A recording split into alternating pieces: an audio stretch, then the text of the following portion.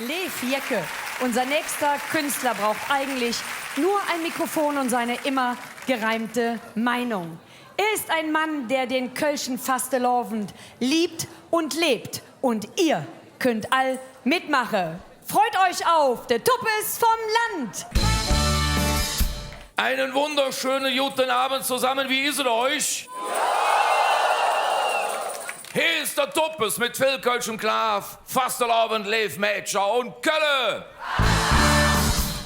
Ach, wär ich nur ein einzig Mal ein schmucker Prinz im Kölsche Mätscher, Kölsche Junge, sind dem Herrjot Jotje. Und soll dich im Leben ein Mädel mal freien? Nee. Muss es eine mit Führerschein sein? Wer den sich heute noch leisten kann, der hat auch genug Geld noch für einen Mann. Ja.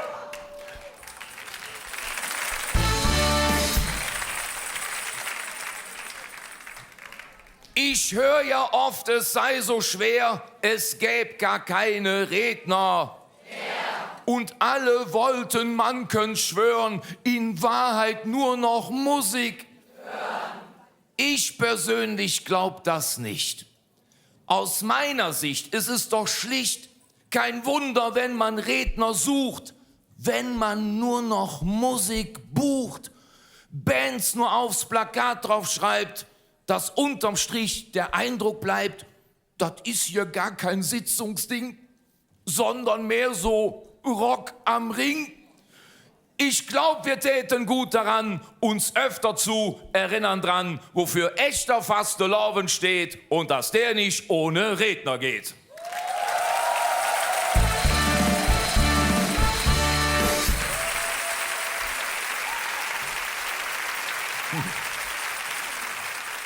Ein ganzes Jahr, ich sag's charmant, ist Friedrich Merz im Kanzler. Und Hendrik Wüst denkt jede Woche, Friedrich Mensch, wie lange noch? Es ist kein Zufall, wie es mir scheint, dass sich Scherz auf Merz gut reimt. Und der Merz, der hat ja auf seine Art eine Standardantwort auf alles parat. Und die gibt er fast schon im Reflex und heißt, die Lage ist... Fragt mich demnächst meine Frau zu Haus, warum ist noch der Müll nicht raus? Drück ich ihr denselben Text und sag, die Lage ist... Nur wenn ich das mach, dann ganz ohne Scherz, bin ich schneller abgewählt als der Merz.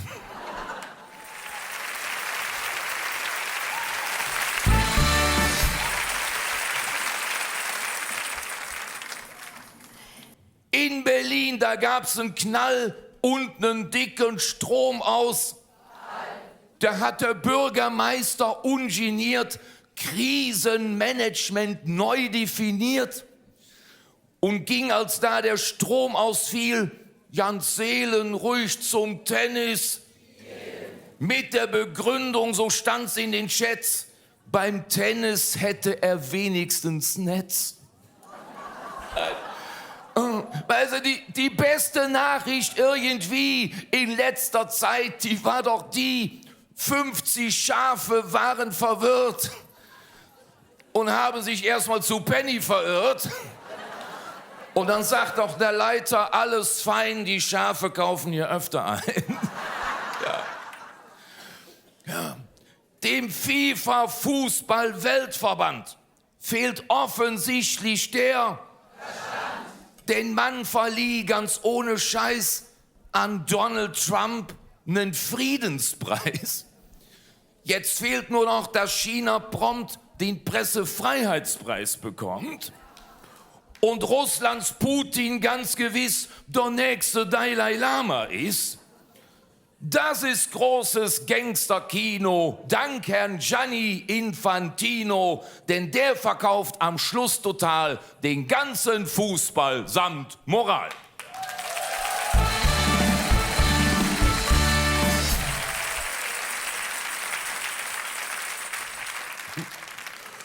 Und was nun Donald Trump betrifft, den Mann erträgt man nur bekifft. Der ist sich selbst sein größter Fan. I want to make Schwachsinn great again.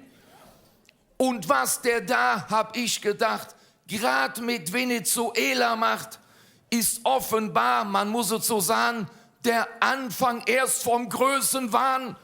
Am Ende verliert er komplett den Verstand und will auch noch das Phantasialand. Wenn man den einmal wählt, so aus Versehen, dann könnte ich das ja noch verstehen. Nur wenn man das gleich zweimal macht, habe ich einen Dämlichkeitsverdacht. Die Frage ist doch ganz gewiss nicht, ob der Typ noch wählbar ist, sondern wie oft man Warnungen vor Wahlen ignorieren kann. Und so lautet die Moral der Geschichte: Mit dem Feuer spielt man nicht und schon gar nicht aus Protest, denn was dann kommt, ist die Pest.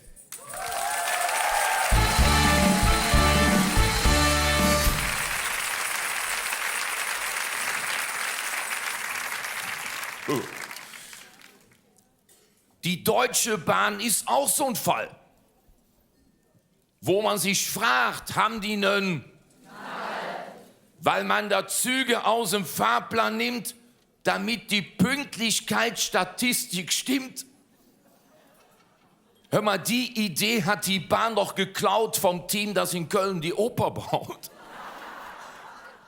Und die von der Oper, so munkelt man nun, haben auch mit Stuttgart 21 zu tun. Wenn die fertig sind, geht kurz darauf über Bethlehem ein Stern wieder auf. Im Bundestag wurde unverdrossen die Bedarfswehrpflicht beschlossen. Im Anschluss machte kurz darauf Pistorius ein Losbuch auf. Hauptgewinn und erster Platz, Work and Travel, Fronteinsatz. Alternativ wird nachgedacht, ob man ein Auslandsjahr in Bayern macht. Ich sage es jetzt mal etwas pathetisch.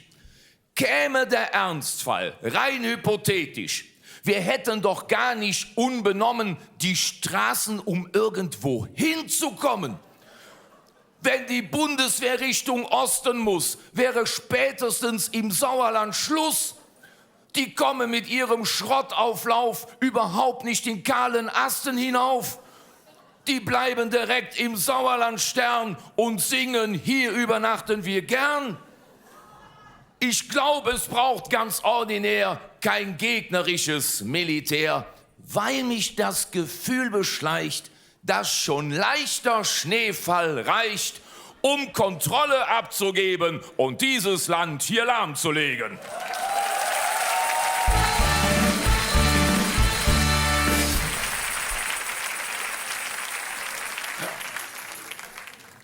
Sag mal,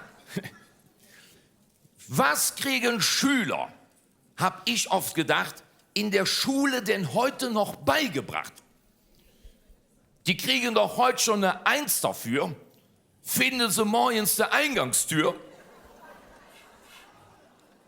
Wer unfallfrei in den Klassenraum trabt, gilt heute schon als hochbegabt. Nur weil er sein Handy richtig rumhält und beim Kacken nicht von der Kloschüssel fällt. Nicht für die Schule hieß es bei mir, sondern fürs Lernen wir hier. Darum ist Döneressen aus meiner Sicht auch der einzig wahre Physikunterricht. Formeln kannst du all vergessen. Brauchst du nur einen Döner essen, um nach dem ersten Biss gewiss zu wissen, was die Schwerkraft ist. Ich stehe kaum vor dem Kebabhaus, fällt mir die halbe Füllung raus und sehe, obwohl ich noch nicht kau, am ganzen Körper aus wie... Wenn die mich fragen, was kriegst du dazu, sag ich Maleranzug und Überziehschuh. Ich beug mich so immer nach vorne dann und winkel so seitlich die Arme an. damit das, was aus dem Döner quellt, an mir vorbei zu Boden fällt. Ich bin der erste Mensch, der da nicht wird satt und vom Döneressen Hexenschuss hat. Womit ich auch auf Kriegsfuß stehe, Käsescheiben beim Frühstücksbuffet. Weil die ganzen Käselappen so fest aneinander pappen, dass ich an meiner Gabel dann statt einer Scheibe 10 dran hang. Stand ich letztens vorm Buffet, kommt einer an und sagt, oh je, Sie haben aber einen Appetit. Ich sag, nimm doch gern 8 Scheiben mit. In dem Moment fiel dann mitunter der Käse von der Gabel und fiel, wie soll das anders sein, mitten in der Joghurt rein. Und jetzt kriegt da mal einer draus den Käse aus dem Joghurt raus. Ich habe, damit da nichts passiert, die Lupftechnik mal ausprobiert. Ich glaube, ich habe zu stark gelupft. Der Käse nämlich ist gehupft. Vermutlich hatte ich zu viel Drive, wie ein Komet mit Sternenschweif aus der Schüssel mit Effet, einmal quer da übers Buffet, als Käse, Joghurt, Matschpüree bei meiner Frau ins Dekolleté. Ich wollte es retten und rief, Maus, du siehst heute echt zum Anbeißen aus.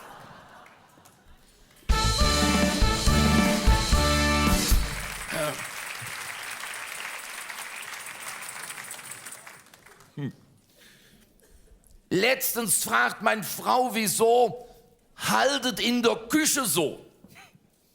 Schatz, habe ich zu ihr gesagt, ich habe das Leergut weggebracht. Ja. Es gibt, wie in der Zeitung stand, 4 Milliarden Pfandflaschen im Land. Jetzt frage ich mich nur seitdem, wer von euch hat die anderen 10? Jetzt ohne Scheiß, ihr kennt das auch. Es ist doch schöner Samstagsbrauch, mit dem ganzen Pfand einkaufen gehen und doof vorm Automaten stehen. Und jedes Mal, ich kann's verraten, ist von den 3 Automaten einer voll, einer defekt und der geht, total verdreckt. Und da ist doch dieses eine Loch, wo noch nie gute Luft rauskroch. Ich glaube, man nimmt daraus sogar den Mundgeruch der Hölle wahr. Letztens hat da wer gemotzt, hier hat doch einer reingekotzt. Und kennt ihr die, die da sortieren, als wären sie am Meditieren? Schieben da so lahm wie Leim in Zeitlupe die Flasche rein, mit dem Fragezeichen im Gesicht, warum nimmt der die Flasche nicht? Ich sag, der Automat ist dumm, versucht es doch mal andersrum. Könnte sein, dass es dann geht. Da haben die 2 sich umgedreht und schoben die, ich könnte schreien, Flaschen über die Schulter rein und hatten die Erkenntnis schlicht, nee, umgekehrt geht auch noch nicht. Ja.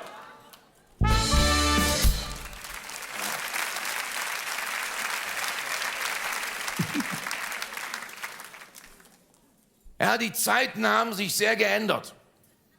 Jetzt wird schon im Brauhaus das Essen gegendert. Da gibt's jetzt halben Hahn und Hähninnen, Ravioli und Raviolinnen. Saßen Veganer am Nebentisch und fragt, was habt ihr Veganes für mich? Worauf der Köbis sagte dann, du kannst gedünstete Tischdecke haben. Sagt der Veganer, ich muss hier stehen, ich kann hier ja keine Tischdecke sehen. Ja, sagt der Köbis, die sind sehr beliebt. Heute war Tischdecke all you can eat.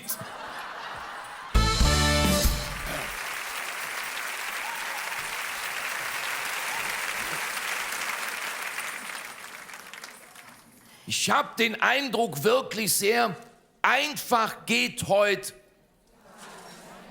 Stellst du dich bei Starbucks an, willst einfach nur einen Kaffee haben und kommst dir vor, das ist doch schräg, als wärst du im Bewerbungsgespräch. Da hast du plötzlich Prüfungsangst, nur weil du einen Kaffee verlangst und mit 50 Fragen kämpfst, auf die du keine Antwort kennst. Ich sag, ich hätte gerne einen Kaffee so schwarz wie die Nacht, so wie ihn eins hat meine Oma gemacht. Das war noch ein Kaffee mit Herz und Niveau, der sah aus wie Teer. Und er schmeckte auch so. Die Oma hat, wo man heute stutzt, noch Filter aus Papier benutzt. Und weil die Rente war so schmal, denselben noch ein zweites. Das galt auch für Geschenkpapier. Kriegte ich zum Geburtstag ihr Geschenk, so meist um Ostern rum, war Weihnachtliches drumherum. Riss man sich die Hose auf, machte man den Flicken, hückte da im Ladesinn die Löcher in der Butz schon drin. Da haben heute manche Hosen an, wo man vom Style vermuten kann, dass an der letzten Kreuzung gar der Mähdrescher wohl schneller war. Es gab eine Zeit, als im ganzen Land löchrige Kleidung für Armut stand. Heut für Armani, worüber ich stutz, je größer das Loch, desto teurer. So ist es.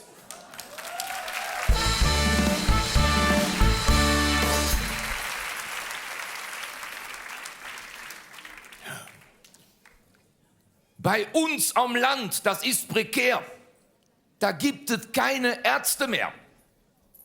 Landarztpraxen will ja keiner. Notdienst macht nur noch der Schreiner. Ja, das durch Zeit. Den Rest macht jetzt der Tierarzt mit. Und wenn mal einer Halsweh kriegt, dann sagt er zum Patienten, du, statt mach mal A, mach doch mal. Ansonsten aber guter Mann, der hauptsächlich Kuliken kann. Und deshalb gab es letztens Terz.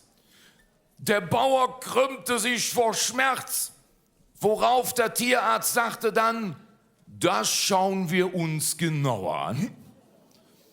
Zog sich einen Gummihandschuh an, der ging ihm bis zur Schulter dann und machte da bei uns im Stall mit Taschenlampe Ultraschall. Ich will jetzt nicht behaupten, Mann, dass ein Tierarzt das nicht kann. Doch fehlt ihm da im Darmgewühl aus meiner Sicht das Feingefühl.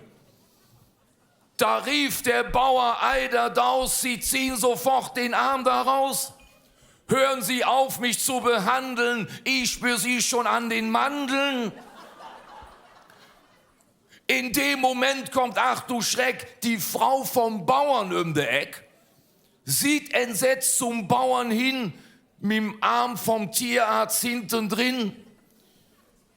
Ich sag, Marie, bevor du schenkst, es ist nicht so, wie du jetzt denkst. Die probieren fürs Dorfgemeinschaftshaus eine Bauchrednernummer gerade auf.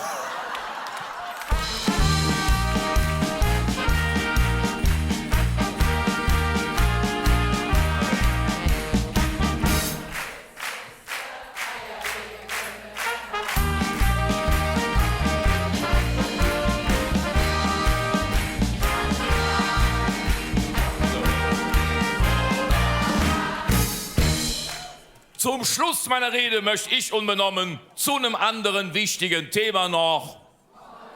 Es gibt ja jetzt im Karneval eine Aktion, die nennt sich Ruhe im Saal, die erreichen will, dass unbeirrt Rednern wieder mehr zugehört wird.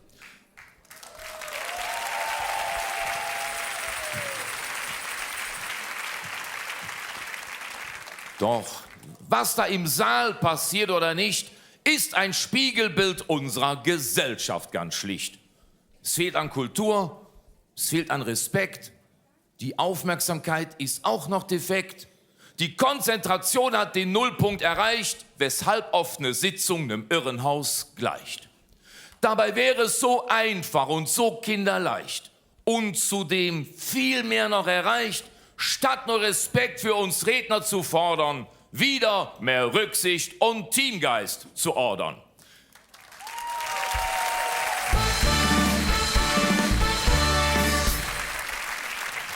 Respekt für alle und miteinander, statt egoistisch und gegeneinander. Wieder mehr Respekt für ein gutes Programm, von dem man aber nur was haben kann, wenn man sich drauf einlässt und nicht dauernd quatscht oder permanent auf einem Handy rumtatscht. Denn dafür braucht man, so muss man es sehen, ja wohl gar nicht erst auf eine Sitzung zu gehen.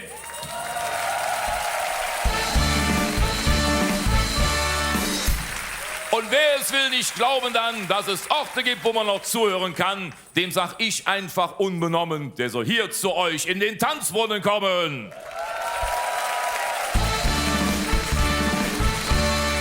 Lieb Mädchen, mir Kölsche singen, was keiner versteht, selbst nachts um 3, wenn es Trömmelsche, stand total ob Schokolätsche, Blutwurst, Kölsch und wir sind bei jedem Spaß dabei, wir sind Pirate, wild und frei. Und es ist für uns das größte Glück, stand mir ob der Düchser und luchen wir dann da über der Strom und sind da unsere Staatse.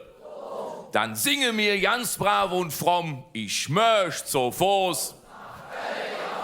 Und wenn wir uns jetzt noch bewusst machen, dann, was mir an unserem Fastele han, kann daraus eine riesige Kraft entstehen und vielleicht sogar ein Wunder. Denn der Karneval ist, was mir so gefällt, die schönste Friedensbewegung der Welt. Ich bin jetzt fort und ihr mit mich im Klav. Danke fürs Zuhören und Kölle. Ihr seid ein bezauberndes Publikum. Vielen, vielen Dank. Dankeschön. Feiert schön.